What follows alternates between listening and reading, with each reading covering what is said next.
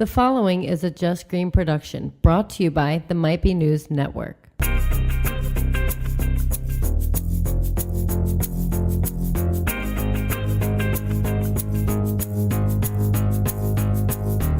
What is up, everybody? Welcome to Might Be Brews. We are the podcast where we invite you to join us as we explore the people, places, and brews of the craft beer world. Listen, I am not a Hoppy Floppy or one of the other awesome Instagram beer pages, but please, we put a lot of work into it. Give us a follow on social media, Instagram, Facebook, Twitter. We are at Might Be Brews. Also, check out the website, mbnnetwork.com. It's never been easier to find your favorite podcast. There you got links to all the streaming platforms, all the shows. If you like us and enjoy our show, check out one of the other shows. Our direct link is mbnnetwork.com/brews. So let's go around the table and introduce everybody. My name is John, and across from me, my buddy Steve. How you doing, Steve? Welcome to the season finale. The season finale. I was told the buzzer was going away, but every show I turn on, special occasions. I'm a big fan of the buzzer. I'm a big fan of the buzzer. And behind the board, the producer man, my brother Taylor. How you doing, man? What's up, everybody? And we have a very special guest for our season finale. We have the guys from Downingtown locals, from East Branch and Station Tap Room, Bottle Room. Sean, how you doing, Sean? Let's start with you. I'm good. What's going on? And Dylan, how you doing? Hello, guys. And Gov, what's going on? Not a lot. All right, but I'm going to forget, so we might as well start with it. Let's crack a beer. Would you mind grabbing a, I guess we're going to start with a Kolsch. We're going to start with you guys. You guys, obviously, since you're the guest, brought a bunch of beers for us, so we're super pumped. Super pumped indeed. Awesome beer. This is one of our favorites from you guys. Thank you. Steve, this is a special beer to you. So I've talked about this on the podcast a couple times, but this was my Super Bowl beer. I specifically wanted, I was very worried about the day. I specifically wanted a beer that was a little lower in alcohol because I didn't want to be bombed, and I knew that would be very easy to do on Super Bowl day. So I had a 4-pack of Der Bock. I limited myself. I was not allowed to start drinking until 5 o'clock, and then I was only allowed to have one beer before game time. So I had my Der Bock. It went down very quickly. I had my second one during the game, and I was so tense watching the game that I never opened another one until after halftime. And then I had one more in the second half, and then my first victory beer was the Der Bock.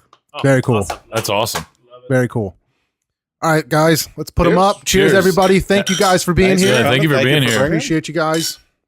All right, Gov, if you want to swing the microphone over there, I'm probably going to start with you and ask you some questions. So first off, thanks for hanging out and joining us and bringing some beers along. Yeah, it's an honor.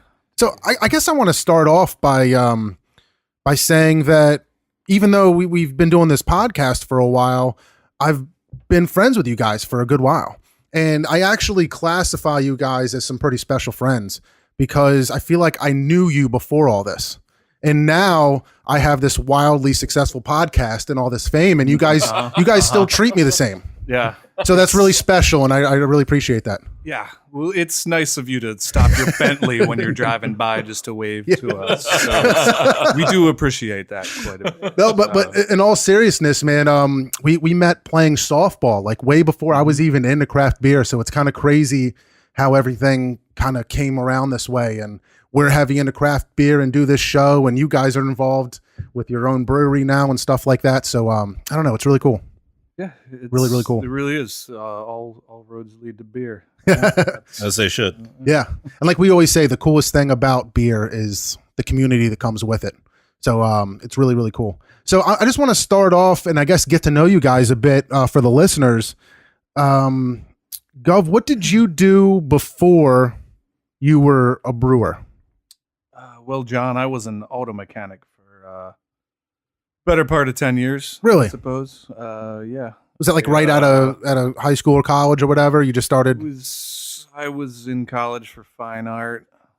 Didn't finish. Right. And yeah, I had a few friends I skateboarded with. The one guy's dad owned a shop, Andy's Auto Repair. Okay. Right there in Westchester Downingtown. or Downingtown. Downingtown, Okay. yeah. right next to the Turkey Hill. And I thought it would be cool to learn, a few things about fixing cars and that kind of Nice. stuff. And So at that time when you were working on cars, were you a fan of craft beer? Were you drinking craft beers? And how did you first what was your first experience where you had a beer and you were like, wow, this is so much, better than a Miller Lite or whatever you want to call it. I can actually trace that almost to the day and the game. This would have been, I was with Sean here out in California visiting my sister, and this was World Cup 2000, Sean? Maybe right around there. Yeah. Work backwards. In any case, my sister was like, yeah, we're going to work. It's 8:00 in the morning. We're watching soccer. It's like, there's a bottle of Belvedere in the freezer and Sierra Nevada Pale Ale in the fridge. And yeah. And they're like, help yourself. And that's kind of, I'd been into craft beer, Sean and I and our buddy Andrew. But yeah, that was kind of the first time where that was what you're drinking. You're done that Sierra Nevada Pale Ale, you grab another Sierra Nevada Pale Ale because you're in Southern California. Sure. So I guess that's kind of what broke me. I don't know if that's the right Yeah, word, that's good. but there was really no turning back from that. No, I hear you. So, you brewed a while for Victory. How long were you with them?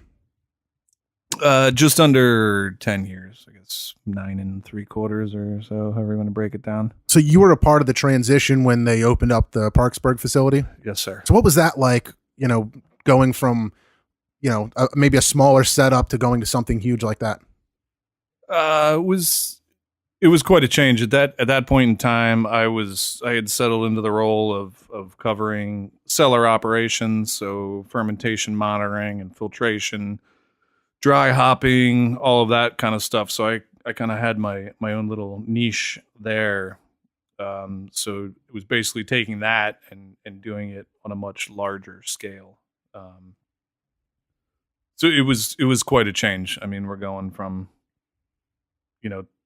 400 barrel tanks to 1,000 barrel tanks and 2 centrifuges and double filters, and just it was quite an undertaking. And I'm glad I only had to worry about the one part, because if it was the whole thing, I would have lost my mind. Yeah, it was a lot of work, a lot of pipes, a lot of beer, Sure. a lot of room for error. So now that you're at East Branch, what's the difference there as far as, I mean, I'm just imagining as you're saying that now you're brewing the whole beer, right? Yeah, You're doing the whole process, where there you just had yeah, your spot or your part of the process. yes, So that's pretty neat, right? yeah. I get to do it start to finish, which is fun.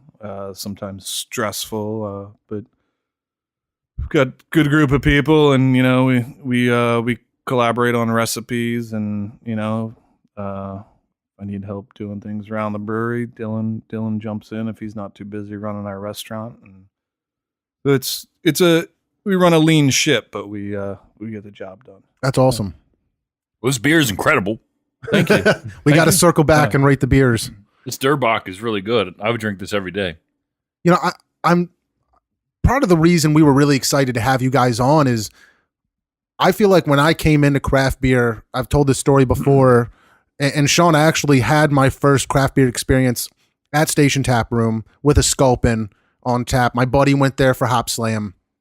You guys had the cans in the back cooler there. So Sculpin's the kind of thing that, and so I came in on hoppy IPAs, and that was kind of how I came into the whole craft beer thing. And I'm just now starting to go back and appreciate the traditional styles of the lagers and pilsners and things. But I remember you talking about how much you liked their Bach, I think, Steve, Yep. and went in and had one, and it's just crazy that I feel like I've been missing this style of beer and just how amazing this beer is in particular. This is I when I describe this beer, there's not another beer that makes me want to take another sip as this one does. It's like as soon as I finish drinking it, I want another sip of it. A lot of the IPAs and that kind of stuff, you enjoy it, but it's almost beating you over the head. This one just, I got to have another sip. I got to go back. I got to go back. I got to get in there. Yeah, I love that description because that's exactly right. It's just so drinkable. It draws you in more. I agree. It's crisp. It's clean. It's refreshing. It's magnificent. Just a little touch of hop bite at the end, just Yeah. enough to kind of Like, dry things yep. out, and it's just I like beer to be refreshing. You know, at the end of the day, I want to slam back a few of these. Yeah. And it's this beer is good like that. So for the listeners that may not be too familiar with Kolsch's, it's an ale basically that drinks like a Pilsner or a lager to me. Yeah, it's native to the city of Cologne in Germany. It was basically northern part of Germany's response to the southern part of Germany with their Helles and their Pilsners and that kind of thing. So it's ingredient wise, it's almost the same in terms of malt and hops that you would find in any number of traditional German beers. But it is an ale strain. But it's an ale strain that's fermented slightly cooler than your standard ale strain, but not as cool as a lager. And then when fermentation is through, you age it. We try to age our stuff for at least a month Okay. cold before putting it out. Longer the better, but sometimes we don't have that luxury. But 4 weeks is our minimum. That's what we like to see on our lagers and this Kolsch. It's Sean can probably comment on this a little more if you want to circle back later, but he was just out in Cologne. It was last summer. Wow. But this, yeah. Okay, here's Sean. So I went with Carrie Watson, who's the general manager at Bottle Room. And we went out of our way to go to Cologne, like drove 4 hours out of our way because we love Kolsch. And it was awesome because we get there and like everybody thinks of Germany as like these big mugs and spilling beer and girls wearing leder hose. Yeah. And you go to these places and they give you these tiny little dainty glasses and you look around like, I'm not really, I mean, this is delicious, but I don't know. I'm not really going to get a buzz. Right. And before you know it, you're loaded, you're singing, and it's exactly what you said. It's that every sip you take, it's not enough. It's not quite enough. It's refreshing. And then, it leaves you wanting more. And before you know it, you've had plenty. It makes for a great night and not such a bad morning. Yeah, right. Yeah. Sure. So to me, it's probably my favorite style. And I think this is my favorite, my favorite that I've had in stateside. It was just perfect. When Kevin first brewed this, we all flipped out like, Jesus, this is such a special beer. And we've been able to brew it Kevin's been able to brew it over and over and over successfully. And it's become a huge seller for East Branch. That's awesome. I just can't get over. I guess I'm going to rate it. And I think what's crazy about it is that it's not a style that I usually would go for. If you talked to me a couple years ago, I would be like, I don't really go for Pilsners, lagers, things like that. And it's not my style. And I wouldn't even be able to fairly rate it, but when I had this beer the first time, and this is bringing the same feelings back, is like, this is not a style that I usually would go for. And because it's so good and surprises me, I think it like just enhances that experience. That it's like, it's a beer that I'm not expecting to like, but it's just so effing good. But I'm going to give it a 4. We do Untapped kind of like, what do we do? 0.25 increments. 0.25 1 through increments. 5. Got to have it. I go 4.75. It's one of my favorite beers to get locally. As a Kolsch, I don't know of a better Kolsch. I've never been to Germany, so I got to leave that 0.25 just in case I get over there. But it's an excellent beer that I suggest to as many different people as I can. I love it. Taylor, what do you think? I'm going to go 4.75 on this as well. You love this beer. I swear I would drink this every day. This is right up my alley. Like so many of the beers that I drink on this show, it's kind of like, I wonder if Taylor's going to like it. I don't know. This is everything that I like about beer, or that I liked about beer prior to doing the show. Like I said, light, crisp, refreshing, wonderful. 475. So for you guys, Taylor was not into craft beer before we started this podcast. So we've kind of taken him under the wing. He's like our little baby bird that we're feeding craft beer. Because I've always said that anybody that gets introduced to craft beer the right way will like it. There's nobody out there that I've given beers to in the right order. You can't slam them over top of the head with the hoppiest thing you can find for their first beer and expect them to get into it. But anybody that you bring about the right way is going to get into craft beer. I really like that approach, especially because you're supposed to know everything about everything before doing a podcast. Exactly. Right. You strayed from that a little bit. Right. I think that's pretty cool. Well, and also it helps too for like people out there that don't get into craft beer like me.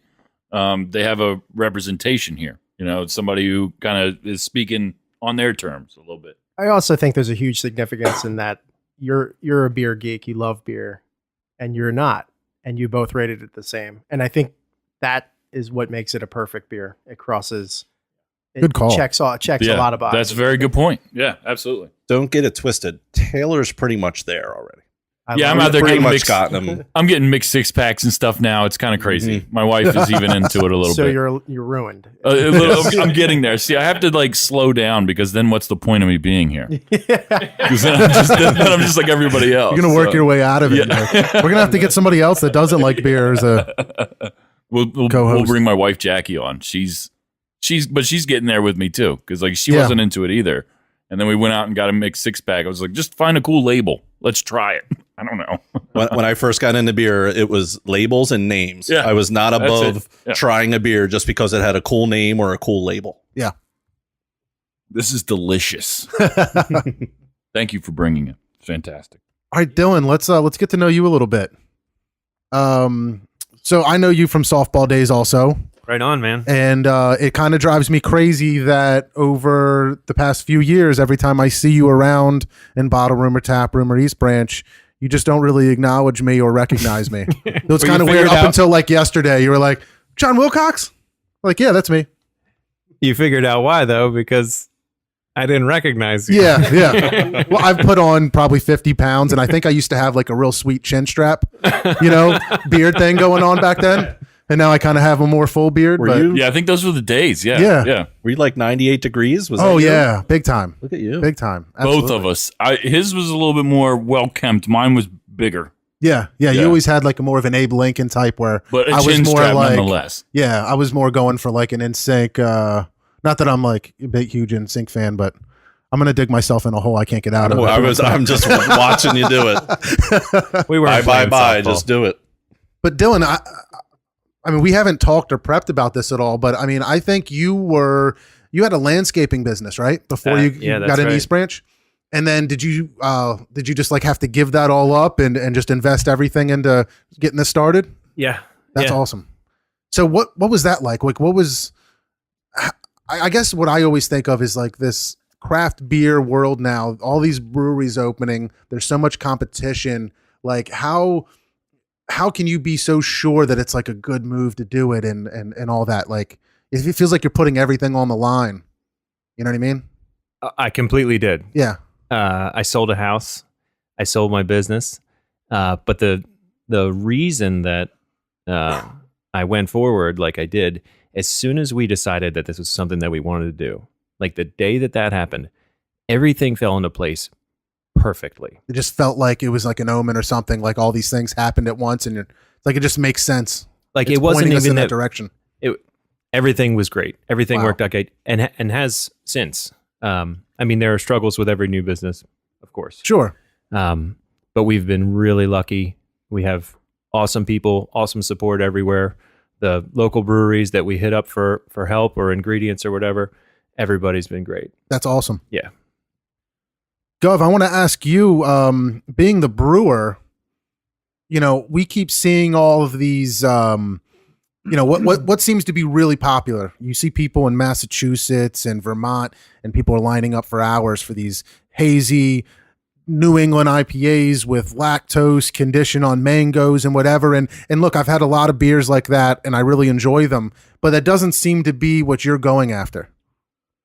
Yeah, it's it's just not really our thing, and it's really just as simple as that. And from the very start, we knew we were working towards having a restaurant, a place to showcase our beer along with, really great food. And we just want to have somebody or something for everybody who walks through that door. People who don't like beer, people who maybe drink nothing but hazy stuff. We have our haze inspired. I'm doing air quotes on that. All the way down to like this Kolsch, which is super approachable. You change a Coors Light drinker's mind with this beer. I think I can see that. 100%. 100%, yes. And that's that's just kind of been our MO the whole time. Is just having just being well versed, and just Sure. and being able to say, what do you like? What wine do you like? Oh, do you like liquor? Maybe try this beer and that. And oh, you're ordering this dish from our restaurant, goes really well with this beer. Right. And just having just being well rounded. I think is kind of what we're after. And for me, brewing these beers, it keeps me interested instead of just dumping a bunch of hops in the kettle every other day.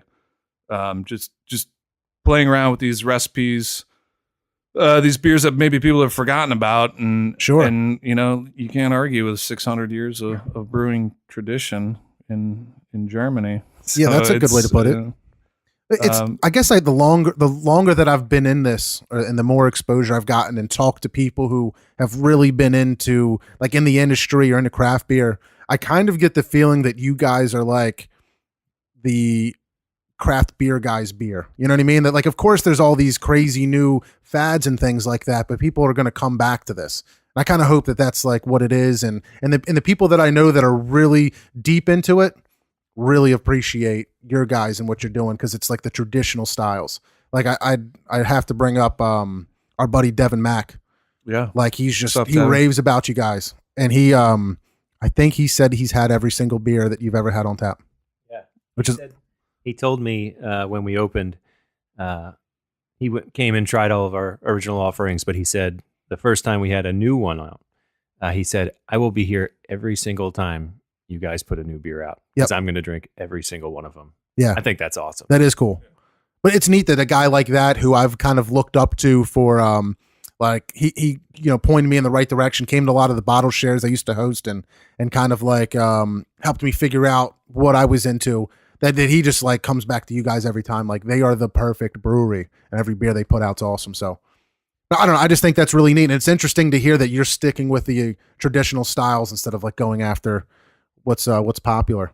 Yeah, I mean it's been working. It's not to say that we'll never make a hazier IPA than we already make, but I think we got a really nice draft list, and it's there's only 3 IPAs out of 12 beers, and Wow. no other variety is doubled up. So I mean you've got let's do the math. That's 10 varieties Yeah. of beer in there. 10 That's different awesome. styles, lagers and ales.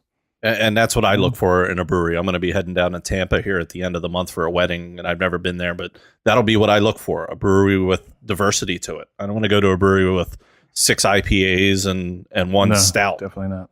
Do you mind grabbing another beer there Yeah, behind you? And John's thirsty. yeah, I'm ready. We got to What do keep we- things moving What do you along. want to do next? Do you want to do the lager or the alt? I say we go into the Hellas. Yeah, let's do that. Is this the Pat Shannon beer? This is the Pat Shannon beer. I don't know who Pat Shannon is. Pat Shannon was played softball with us as well, and he had a pretty popular hardcore band back in, I don't know, it was probably Oh, before okay, yeah. I was. They're still around, yeah. Every now and then They'll get together for like a they'll pop reunion up, show. yeah. That's awesome. But Dylan, you being being more involved with like running the business and stuff, I guess.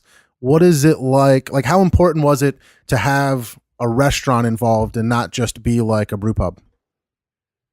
Well, before the restaurant opened, which we're coming up on a year now, before it opened, we had food trucks which Yep. were a nightmare.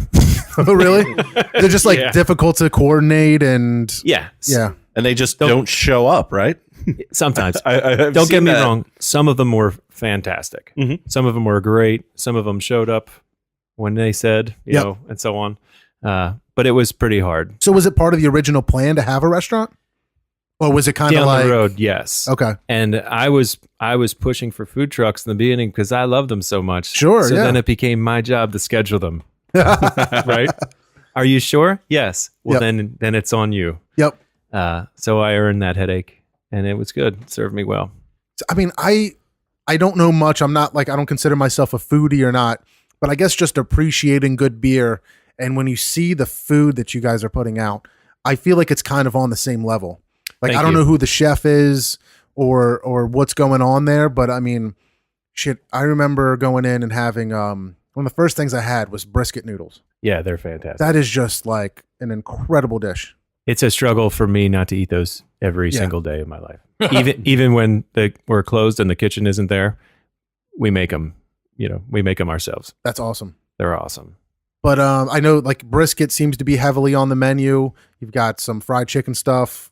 We have that the fried chicken best sandwich brisket is- around. Yeah. USDA Prime. You can't get that. It's awesome.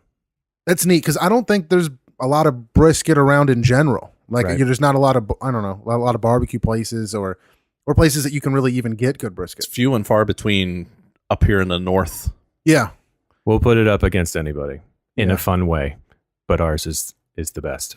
So I've never been to East Branch, but I need to go like right after we're done this. Yeah, dude. Yeah, You brisket should've- and beer, like sign me up. You should have Especially I asked can for a get this- crowler of brisket. It's no.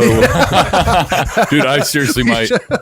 We get one for here and one to go, and Put then it in a the crowler microwave, beer. man. Yeah, I'm sure it's no burger from Longhorn, but it's pretty tasty. that's hilarious. I really want to try that now and just see like the look on the bartender's face when I'm like I need a crowler of brisket.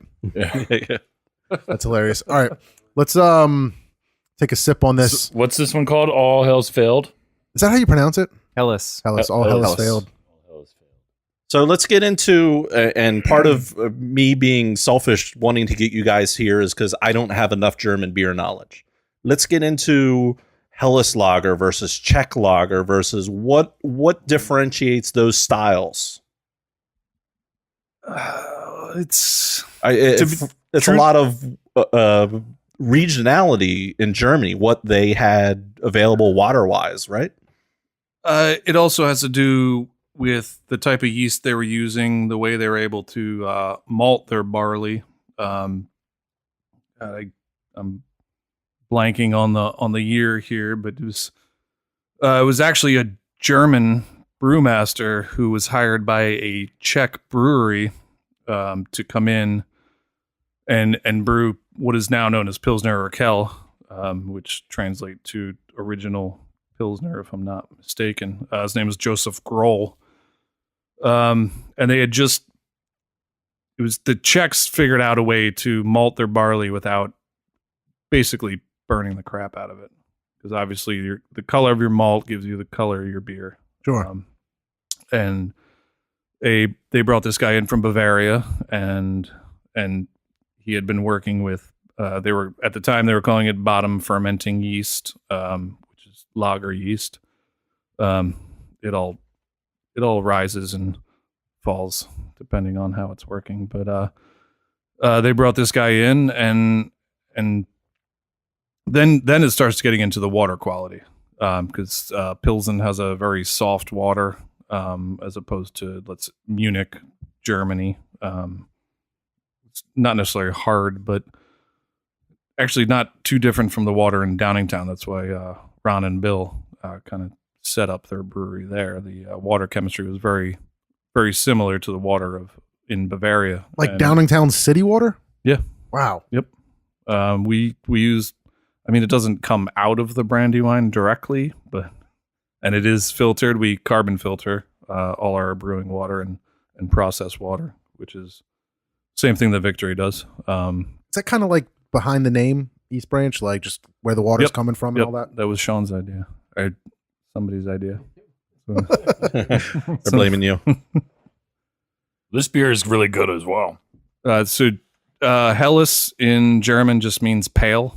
So it's a pale lager. This beer, we use German malt. It's their premium pills. It's their highest quality malt. And this beer is actually single decocted, which is a technique from back in the day when they didn't have a good handle on temperature control.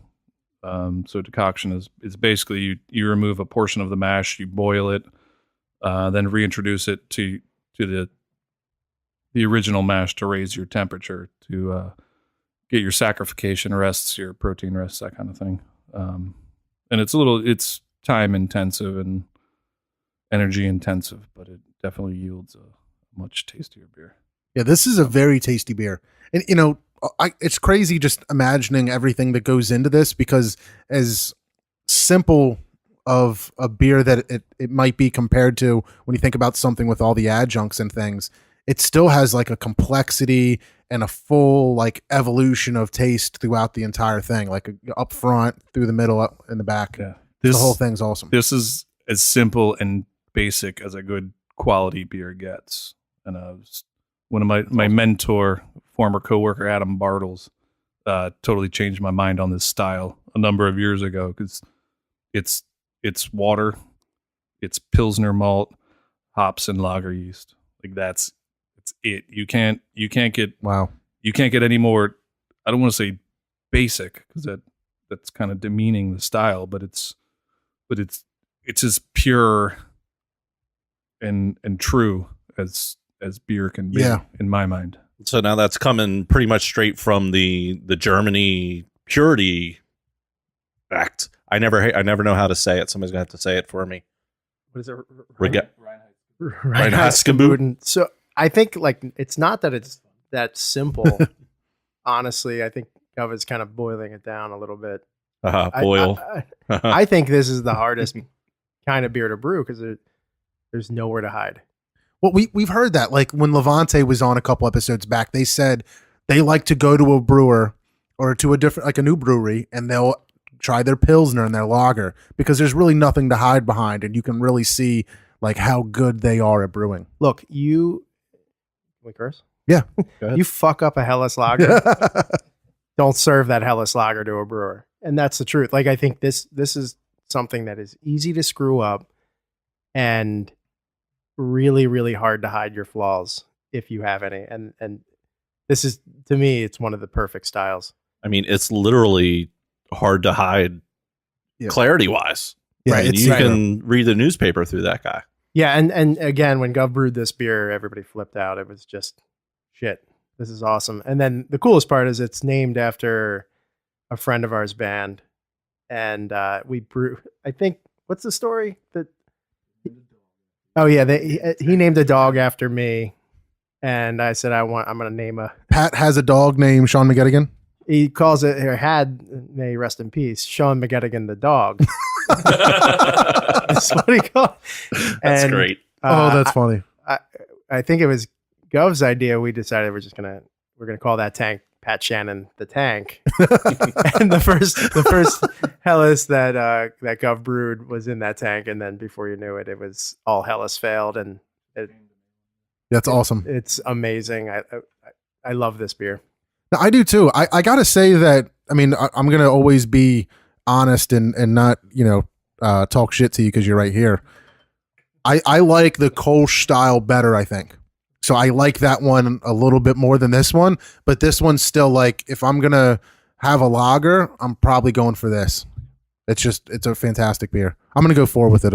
Same as the last one. I'm going to go 4.25. I would imagine that if it's above 90 degrees, my rating would go higher. Oh yeah. I bet you during the summertime when it's hot out and I'm grilling some burgers, this is going to be a go-to. Slamming a 16-ounce can. Exactly. I might drink down your straight face from the hole. crowler. Yeah. We encourage that. Yeah. This is a 4.5 for me. It's just as refreshing and crisp as the other one. But I would drink the Durbach more frequently, I think. That's why I would knock it down just a little bit. But this is really delicious. One of the better lagers I've ever had, for sure. Like you said, it's crystal clear. It's really good flavor. I would drink this frequently. I just really feel like I missed out on so much. Like I just started out with these hazy, hop bombs and all this stuff, and circling back to beers like this. It's just like I can't believe I've been missing out on this for so long. It's refreshing. It's so good in more way than one. Absolutely. All right, guys. Well, look, we're going to take a quick break, and when we come back, we'll have more with the guys from East Branch and Station Tap Room.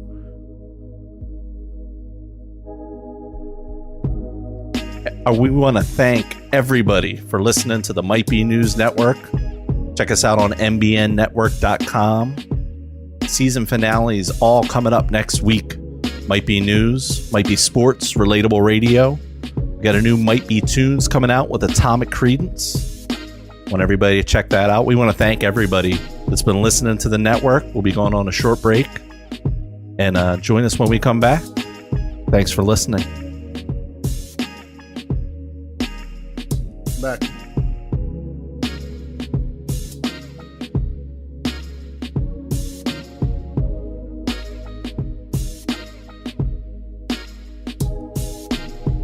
Welcome back to Might Be Brews season finale. Season finale. It's crazy. We got East Branch here. Steve, wonderful job on the little commercial break there. Thank you, sir. It's a wonderful read. Well done. One cut. One cut, one take, Steve. Straight killing it. He just does it live. Yeah, does Every it time. live. Fuck it. Every time. So yeah, what do we got next? What do we have next? What's getting pushed around? Was this an alt beer? Yeah, this is our Dusel. It's a Shtika alt, which translates to secret old. What is And, so? What makes it an alt beer? Like I've seen places put alt beers on the menu, but like, what does that mean? alt is German for old. Really? Yeah, and alt beers and even Kolsch to a certain degree you find in the north of Germany. Alt specifically in Dusseldorf. And from my understanding, it's called alt because it's Germany stopped using ale yeast. So Okay. they're making these beers the old style. And yeah. I really had no idea. I literally thought it was like an alternative beer, like a Radio Nirvana. 104.5 Pearl, beer or something. Pearl Jam beer. Like it just was. No Doc Martens under there. No. But this particular alt beer is a Shtika alt, which is, like I said, translates to secret. It was typically brewed like once a year. Okay. It's kind of like a brewer's reserve. They think it originally started back when you were weighing out grain in buckets or handfuls. They messed up and made a higher gravity alt beer. So what makes it old? Is it like fermented longer? No, it's just old. It's An old style. Old style. Yeah, Okay. because you're using it's an ale yeast. Actually, this beer is the same yeast as this Kolsch. Okay. Actually, literally the exact same yeast. Okay. At least for these two batches. So they're typically a little darker than your normal alt beer. Stronger. This one's pushing 6%. Okay. It's got a bunch of Munich malt in it, so it's very, very malty. It's got a hop bite to it, but it's not over the top. It's delicious. I had Kolsch yeast that I wanted to use. Yeah. No, that's interesting, man. It's like you're right because it has that same like. There's a cleanness to it that reminds me of the Kolsch, but you got a little roastiness going on, a little bit of that hop bite, but nothing's like standing out too much. Like, whoa, this is a hoppy beer, but everything plays off each other enough that it's just like just solid. Yeah, very well rounded. It's got some rye malt in it, and some roasted barley for color, and just a touch of that. It has a flavor. Has a very pretty color to it. It's got it's definitely a light brown. Effed up if I say I like it. I like caramely color. I like to call it burnished mahogany. There you go. Yeah. Yeah. I was going to be like very unclassy and be like, it looks like a Yingling. Booze brown. It's filtered, just like the Kolsch and just like the Helles we just had. I don't know. If it's a German style, I'm probably going to filter it. Yeah. As you should. Yeah. It's really good. I like it. Like all these Thank you. beers are really good. Thank you. I'm not even trying to like just Come because see you guys us, are here. 202 I'm- East no, Lancaster Ave. straight up, I'm Right coming down there. the road. Yeah, I'm coming there because this is really good beer. Over break, we need to have a podcast hang. Yeah, no doubt. Brisket noodles, Yeah, we should. Brisket all day. Crowlers and brisket. growlers, and brisket. Crowlers of brisket. Yeah, crowlers of brisket, crowlers of this derbach. Wait, maybe we should actually touch on why we're talking about brisket. Did we touch on that? I don't know. What do you mean? Did we? Did we talk about it on the show or off the show? It was on the show. Shit. It was on the show. I do that all the time. I'm like, See now, I don't remember what we talk about on and off mic. We got No, to it was open up. on mic. It was. We got to were open talking up the about door to the listeners a little bit. We obviously have discussions, while we're on break, and sometimes we don't remember if we talked about it on air or not. Yeah, no, I know. But what we you mean. definitely talked about the brisket on air. Definitely did. it. I can't wait to try it. I'm going to try it. It's going to happen It's sooner fantastic. rather than later. We smoke every day for probably 12 hours. Pennsylvania oak. It's Mm. awesome. Me too. How many briskets do you do a day? Depends on the day. We'll probably do as many as 6. That's a lot of brisket. I know. That's a lot of brisket. Brisket's not easy to do. That's what's crazy is like I won't do it anymore because I've bought brisket and tried smoking it at home Yeah. and it doesn't turn out. And it's like I just wasted an expensive piece of meat and now I have like decent roast beef. And also the stuff you get at the food store is like the last. Is it? Yeah, it's kind of Okay. like So my hey, giant brisket's not on the same level. exactly. They're like, hey, this should be good. Yeah. We're fortunate enough to have good relationships with our vendors, and before you know it, you have the best stuff in there. Like I used to smoke stuff from the food store and be like, what the hell? This thing sucks. Yeah, right. But yeah, it's nice. It's nice to have the Angus, the USDA Prime, all that. It's so good. It's so good. Well, Sean, since you're on the mic, I'm going to start talking to you.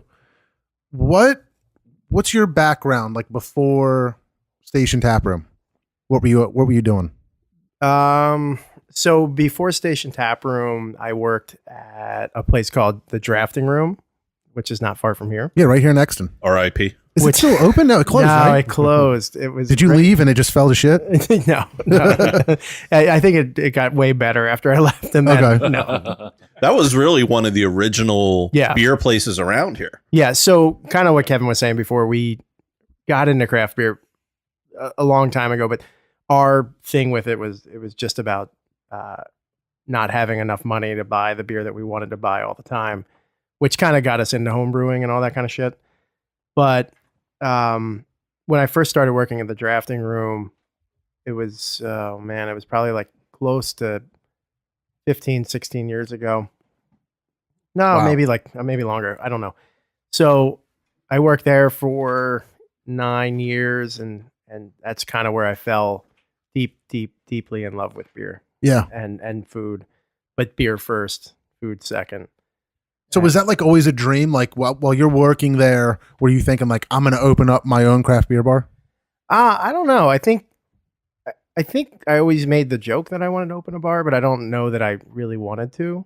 And as time went on, I think on my honeymoon, I went to Europe with my wife for. I hope so. She Imagine that. she was there. Yeah.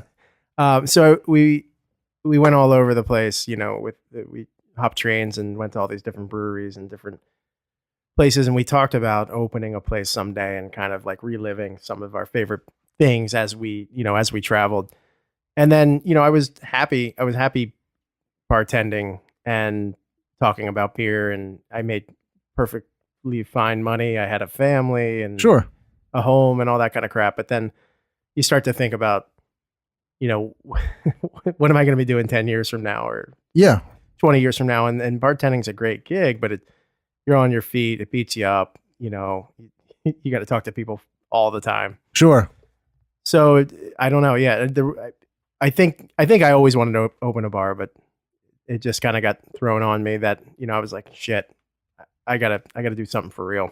So there really wasn't a craft beer place in Downingtown. No, not even close. I think the closest like craft beer places were like Drafting Room was Yep. one of them.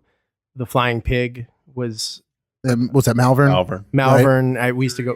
Victory, probably. No, right? I mean, Yeah. no, Victory was there. Yeah. But it was a brewery. We're talking Right. about like craft yeah, beer like bars. a craft beer bar. Well, the Crossroads, they had a lot of good. You guys know the Crossroads? They No? have St. Louis Lager.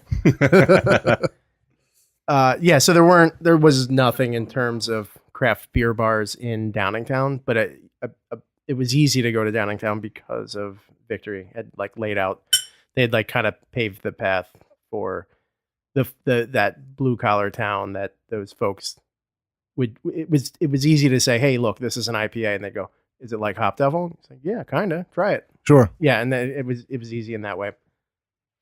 Like what? I guess like why?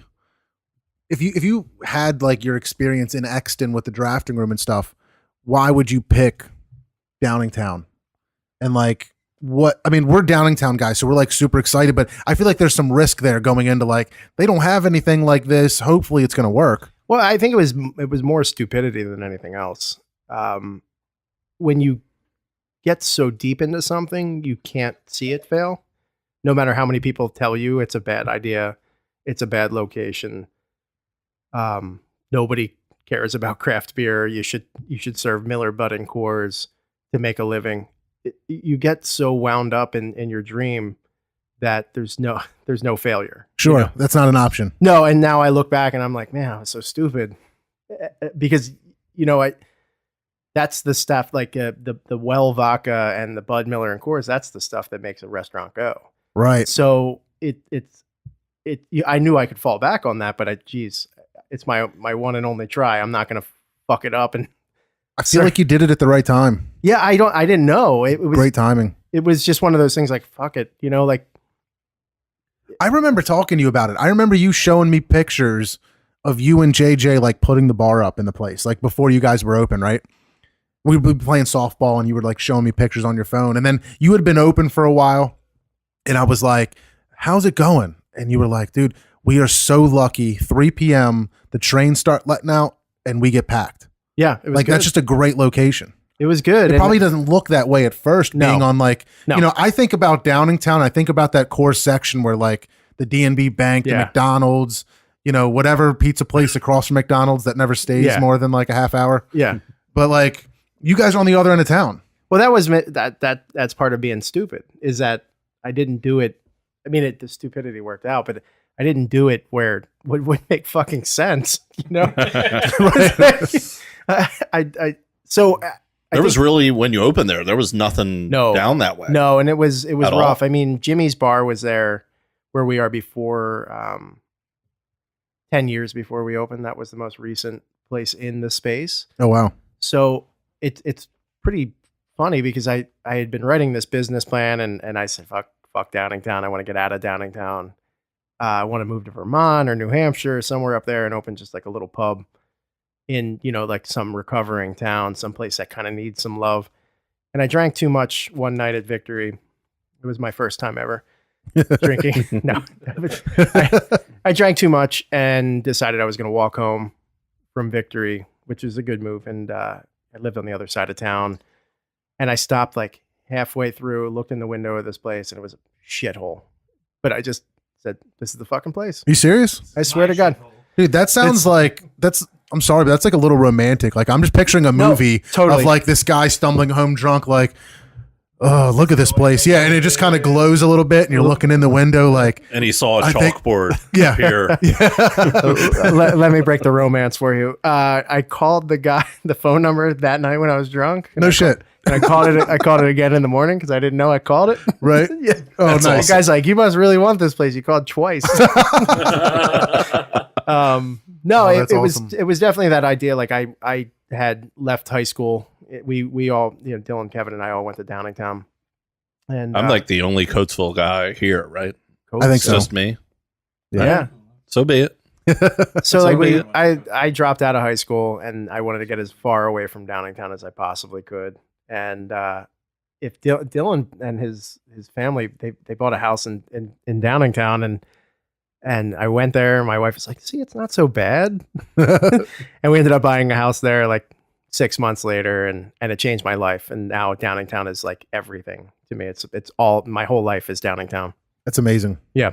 So like at what point like what was the decision process and why did you open up Bottle Room? So I don't know. I kind of was under the assumption that you guys needed like some more space. yeah, I mean, there's And there's like a so little many overflow maybe. so many parts to it. So I think it started with I was put in a position that I was renting the taproom building, and then my landlord said, "Hey, look, I'm going to sell you the building, but you have to buy the building next door." Okay.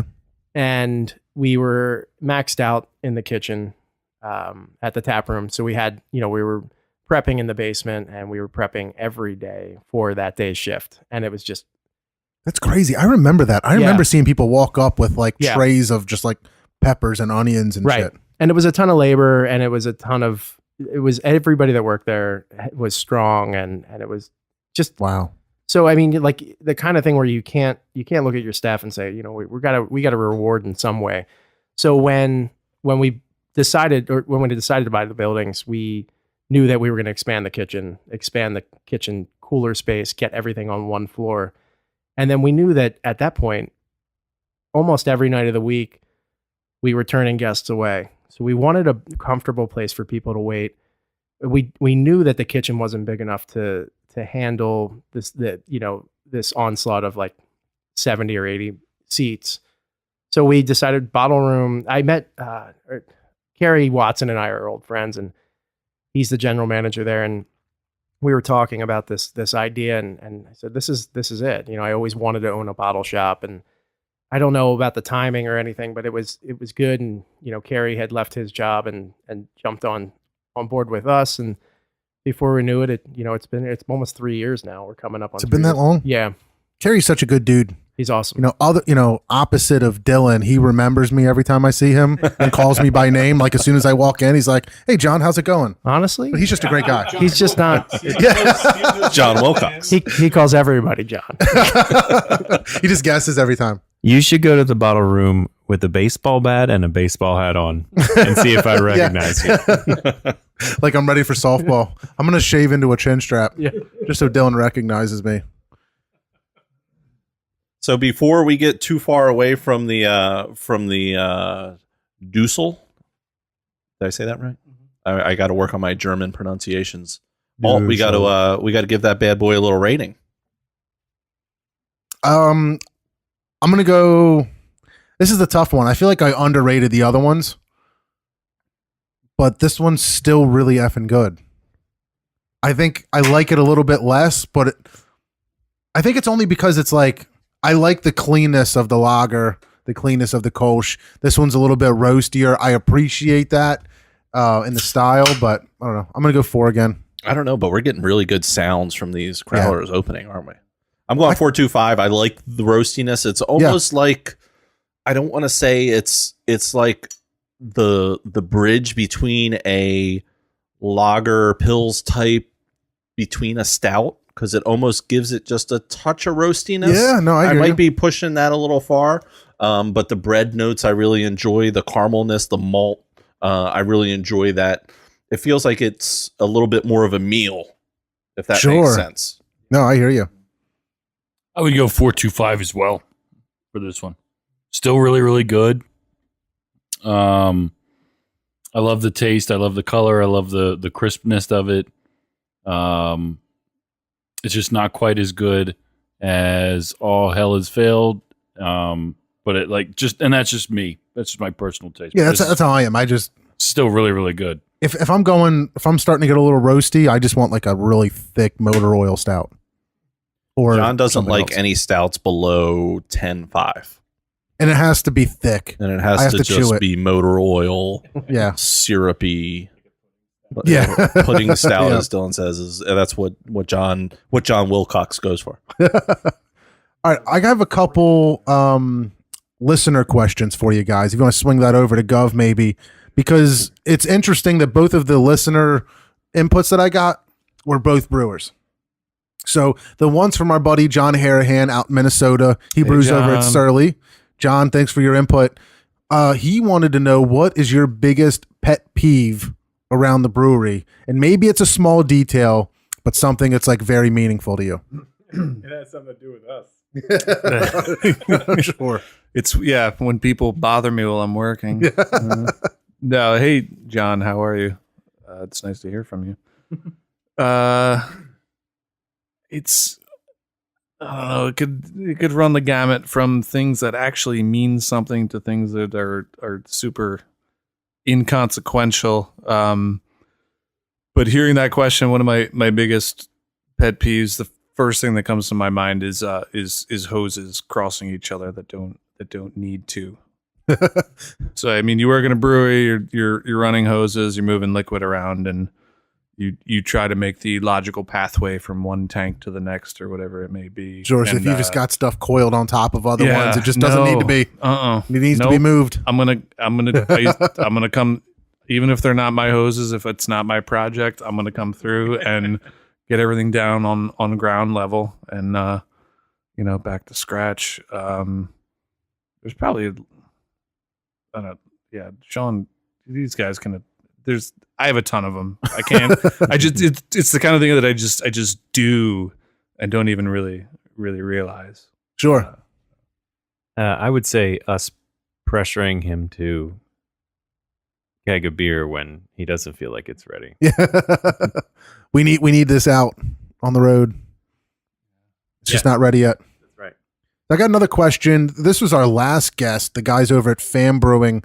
They're local Downingtown homebrew guys. They're starting to get some traction and hoping to get something started in the next couple years. But they wanted to know, what size barrel system did you start with?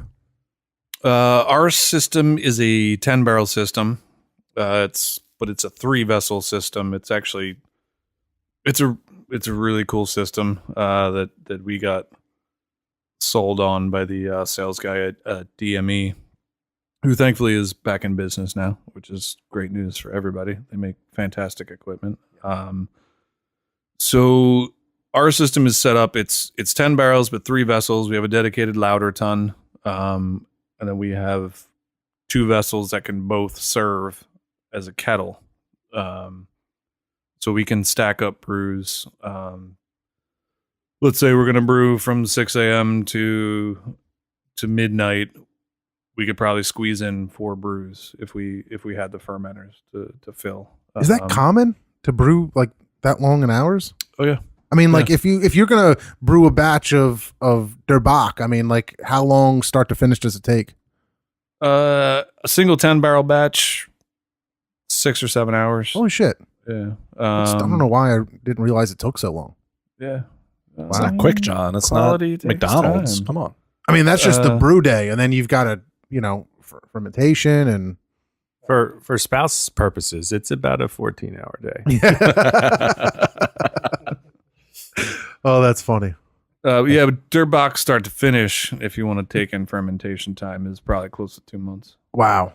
So, Real quick, shout out to those fam guys because I really What's up, enjoyed dudes? that unavoidable B parts that they brought in. Yeah. I drank the rest of it. She was fantastic. Yeah, that's a good beer. I brought a couple extra because I don't know if you guys got a hold of any, but I want to make sure you guys try it. I really like that beer. sounds great. Taylor was drinking it during Might Be Sports. I heard he was cracking a little craft beers. I was. Like I said, we're gonna have to bring in somebody new. Somebody's got to fill this spot. He's I'm fucking up the feng shui. He's gonna be a beer guy, and that's all we got to it. Should we get into this beer that we just cracked open? Yes. Here? What is this? So we got the Current, which is your IPA series, single hop pale ales. Single hop pale. Yeah. Single hop pale ale. Excuse me. And this one with nugget hops. So how many currents have you done so far? You know? 5? 5. This is number 5. I guess number 6 is in the tank. Nice. What's in the tank? What hop? Yarillo. Urillo. You'll really like it. What's Oh, that was good. That was good. What's I don't know. I don't really know anything about Nugget. Nugget Nectar. I'm sure you're, Okay. you're familiar Everybody's with. forgotten about Nugget. We actually use Nugget in our Alluvium, our haze-inspired IPA. Yeah, what does that mean? Like, it's not a hazy beer whatsoever. Yeah, It's got juiciness. we tried to but make it's, like, one, not- and it didn't work. So How do you like accidentally not? Like, did you accidentally filter it or what? No, How's that I work? just accidentally got awesome. I don't know. We did it. I did everything against what I normally do, and it didn't work. It's still a delicious beer. It's We a love great it. beer. It's a big seller for us. Yeah. So yeah, we decided to it's kind of tongue in cheek, calling Yeah. it haze inspired. Yeah, it's a funny name. But yeah, it has the flavors, but not the appearance. But All right. we like it that way. Yeah, let's talk about Nugget Current. What do you think, Steve? Nugget Current, it's got an earthiness to it that I enjoy. It's bringing a little bitter back, just a little bit. Yep. Which is different from all the hazies that the bitter has disappeared from beer. I've said before that I like a little bitter now and Yeah. again. I like that in my beers. It's funny that I don't know what's happening to me, but like I've done this whole phase of the Treehouse and Trilliums and these like hazy, juicy things, and then like I have a West Coast like super hoppy, like like Dank. yeah, dank, exactly. And it's like, wow, where's this been? Like, what? I miss this. I think we're about 6 months away from that pendulum swinging back towards so? bitterness. I think we talked about it on an episode a little while ago. Like, what's going to be, like, what are the trends going to be in the beer industry for 2019? I remember lagers being one of them. Like, hopefully, lagers definitely. are going to be coming back. This is a good beer. Man. Hopefully, great lagers. Yes, I think we feel very strongly about ours. make lagers great again. I hope everybody else makes great lagers because I want to drink them. Yeah. So. Sounds like Sean wants to chime in. Hey, Dylan.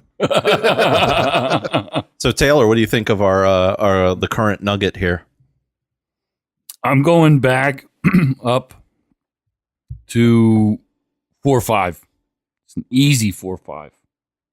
I think it's crisp again. Like, one thing I could say about your guys' beer is that it's super clean. Like, it doesn't take, like, it's non-abrasive at all. Like, the mouth feel, as you guys say.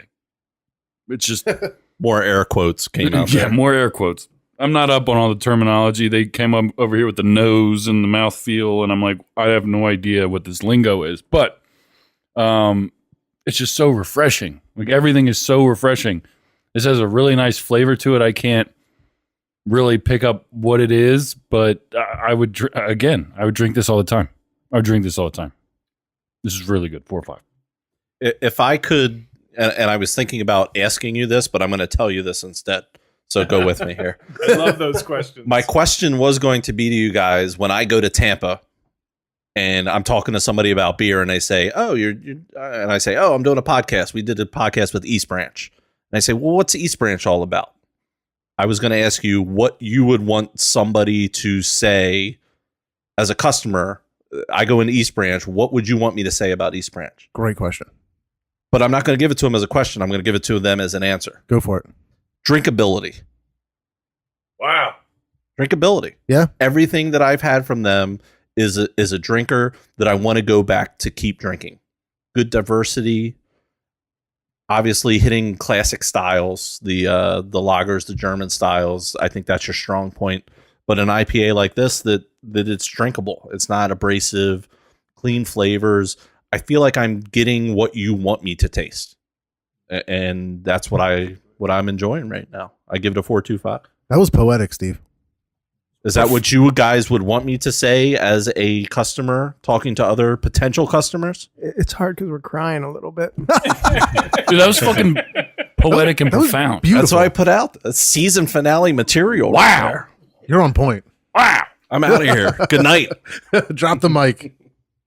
I think we try and do like really awesome beers that aren't abrasive, that everybody can enjoy, but at the same time aren't boring.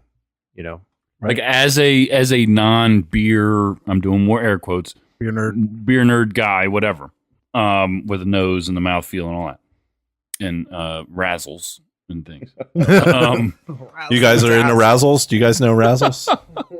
We'll talk about Razzles later. Anyway, as somebody who's not necessarily into all that stuff, I'm telling you right now, these beers are worth a try. Like, if you're not sure about some of the other beers that we've tried on this show, these double IPAs and things that are more harsh and more abrasive, check out East Branch. This stuff is really, really good. I'm serious. I'm about to go out and get some of the Sturbach. It's a great beer. It's really, really good. And this last one was really, really good as well. Fantastic. All right. Well, speaking of abrasive, I don't know if Thank this is you. going to be abrasive, You're welcome. but we got some listener input and they gave us a beer that they want us to try on air. And I think that's really neat. I think that might be the first time that's happened where a listener's been like, hey, I would really love to hear you guys talk about this beer. So I'm going to give it to you. Serve it up. We got about 5 minutes left. This is a 5-minute warning, John. I hate your timing. Does, I just want to talk and have a good time. And you're keeping me down, man. does the beer belong to the listener, or is it something they like? No, it's just, I don't know for sure. He told me, hey, I was in Jersey. This is an interesting beer. I want to hear you guys talk about it on the show. Awesome. So if you don't mind, I'm going to get you guys involved on it too. This is from Icarus Brewing. It's called Bang Kitty. It's got a little Asian kitty cat thing going on the front of it. It's an Imperial India Pale Ale with lactose, coconut, lemongrass, basil, and Thai chilies. Wow. I think you missed something there. think- There's got to be more. In I think I sent you a better description. All Gov just passed out. He did. He just passed out right on us. right, here we go. I'm going to crack this thing. We're going to have to pour smaller. It's not often we get crowlers. We're usually passing around pounders. We got to drink just a little bit more than we usually do. So let's here, I'll go this way. So yeah, this beer definitely has a lot of descriptors to it. Oh, so shout out Brett, listener. He's been a guest before also for bringing this beer in. What up, And, Brett? Thanks, yeah, Brett. And while we're hey, Britt. while we're passing this around, I wanted to just tell you, Sean, in particular, that I happen to love Tim that works at Bottle Room. The bartender guy? You're the only one. I'm sure. No. Tim's got quite a following. He's Dude, he's just so much fun to talk to. It's so cool to go in there and just bullshit with him about anything, talk Yep. music, whatever's on TV. He just makes it such a fun experience. I think you have an asset there. Yeah, Tim's a sweetheart. Yeah, he's a good guy. He probably doesn't listen. I think That's okay. we don't like to call him Tim. We like to call him Scooter. Really? Oh, yeah, he had a scooter He had accident, a right? scooter. Well, we called him Scooter before the accident. Did you? And I think everybody stopped. I think I saw him at East Branch. As soon as and you he was like buy- on crutches, or he was like, he had like a black eye and a crutch. And I was like, dude, what happened to you? Everybody stopped calling him Scooter after the Oh, scooter that poor accident. guy. As soon as you buy a scooter, Yeah. your name is Scooter. Yeah, you're damn right. Yeah. Well, he's walking unassisted now, so I think he's all right. Tim's the best. Yeah, good guy. Good guy. Well, let's get into some Bang Kitty here. Our last beer of the first season. I gotta be honest, I'm getting a good nose on it. A good nose. I'm liking the I'm smelling a little juicy hoppiness. It's Grape- definitely a little grapefruity smell. yeah. Yeah. Smells like the descriptors is Lots of fruit in the nose. very not Wow. clear. Yeah, very, very hazy. Something to clean up the palate after all those other beers. Dude, That was a joke. I gotta be honest. I'm gonna come out and say it. I am surprised how much I like this beer. I'm surprised how much you like it too. We never agree. I'm always like way different than you guys. I think like we agreed on everything with East Branch, but there's a lot of times where you guys really like stuff and I just don't like it. But I feel like it's the opposite. I for real. Read me the ingredients again. Where's that can? You at? got And honestly, it doesn't. This is not a bad thing. It just tastes like those ingredients. It does. I get zero. If you gave this to me, I wouldn't know that it was. I just wouldn't know what it was. All right, here we go. Heavily weeded and oated Brooks. I don't know if that's the word. Brooks Northeast Imperial India Pale Ale with lactose brewed with lemongrass, Thai basil, and Thai chilies. Copiously dry hopped with Lupulin Citra, Idaho 7, and Experimental Brew 1. Finished with lemongrass and coconut. That is exactly what it tastes like. It is. I'm just blown away that I'm riding this wave of the beer flavor and getting every single part of that. And I actually like how what happens first, the first flavor you get works off the next thing. That you get like this juicy, hoppy, like New England Pale Ale that goes to the basil, that goes to the lemongrass, and then you get a little bit of heat from chili, and then it finishes very like that oniony flavor that you get from like a pho or something like that. The chili is very interesting. I do like the little bit of heat that I'm getting at the back there. That's interesting.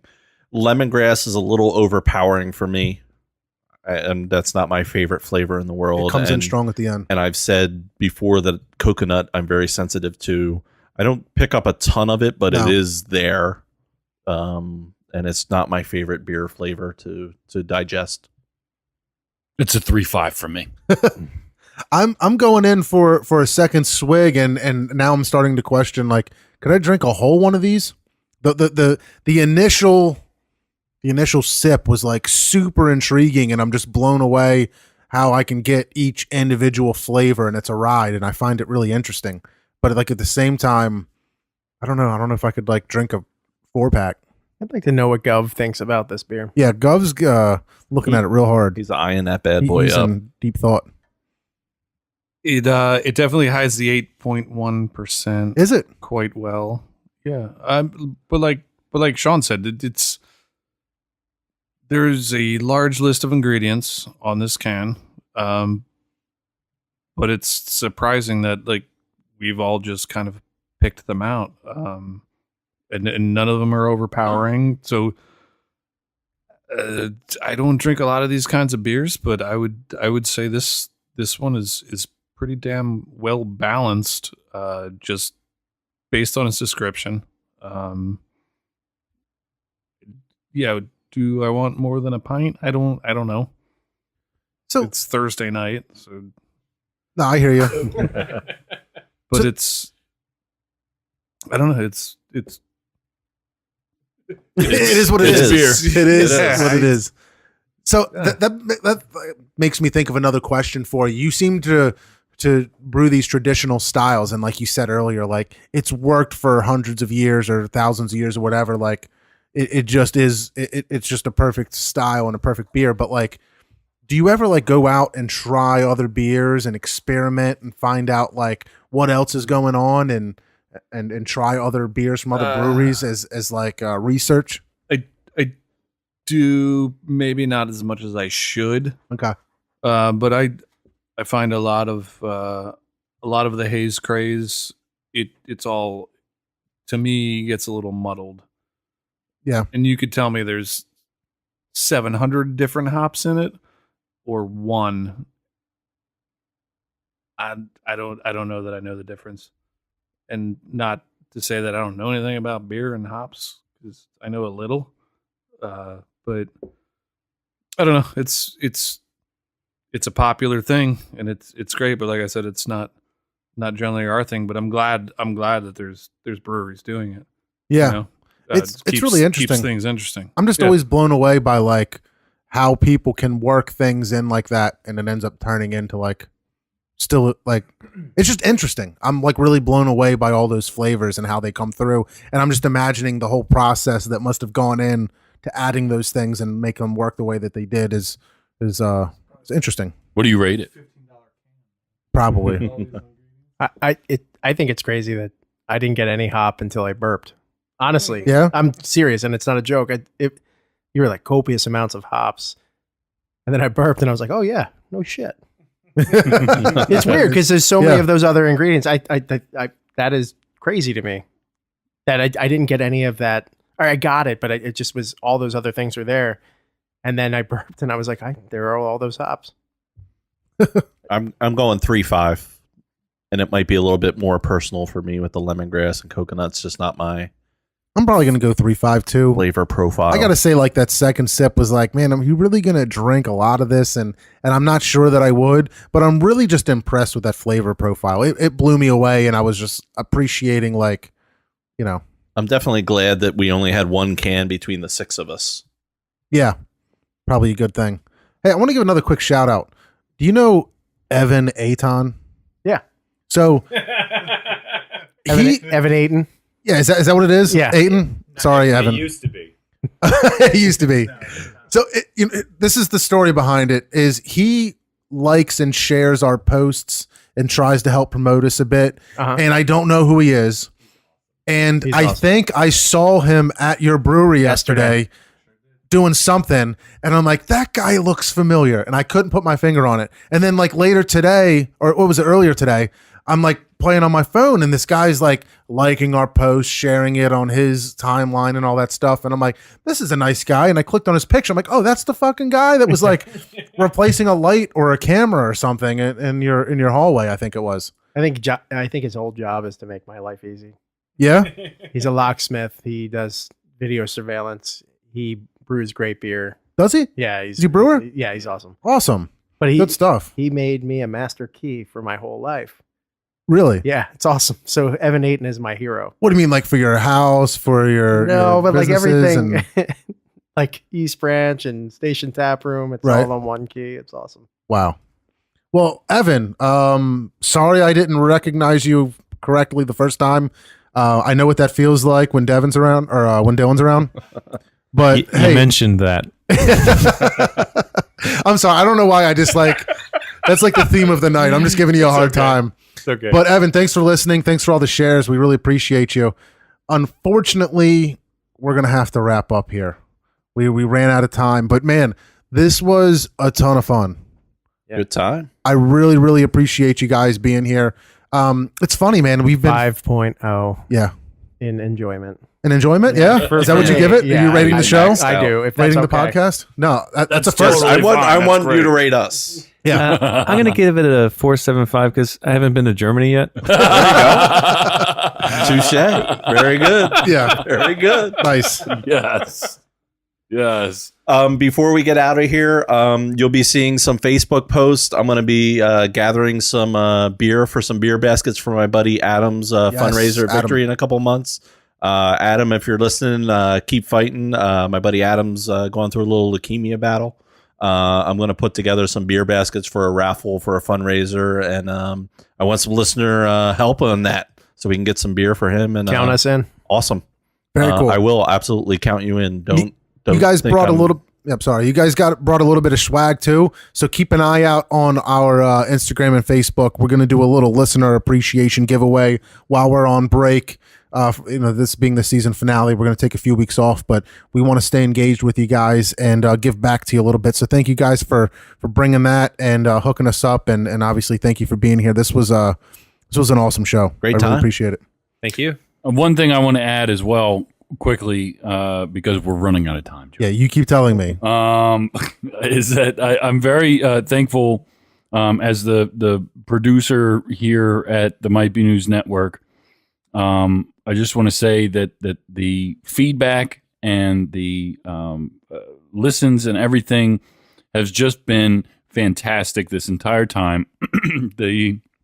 It's will be 27 weeks of doing this by the end of it all. Wow. This is only the 10th episode though for this show, and that's because it started, Yeah, and we're every halfway other week. and basically yeah. halfway through. Yep. So much more to come next season. I promise you that. There's going to be we're taking a break, not just to take a break, but also to work on what comes next, because there is more things that are coming for this. It's going to be bigger and better next season. It's just going to be a little while. We're just going to take about a month to 6 weeks off. I think it's too long, but that's okay. You I know run you the do. you run the show, and know you we're do. going to let you do it. But and on the same point as you, in all seriousness, if you can hear my voice and you're taking the time to listen to us, I cannot tell you how much we appreciate you. We have a ton of fun doing this, but we could not do it without you guys listening and interacting with us and letting us talk at you. So thank you so much for being there and listening to us and giving us feedback and everything. We really appreciate you. And I guess we're going to have to wrap it up for a few weeks. Yeah, I think So- Gov's going to take us out. All right, Gov, go ahead.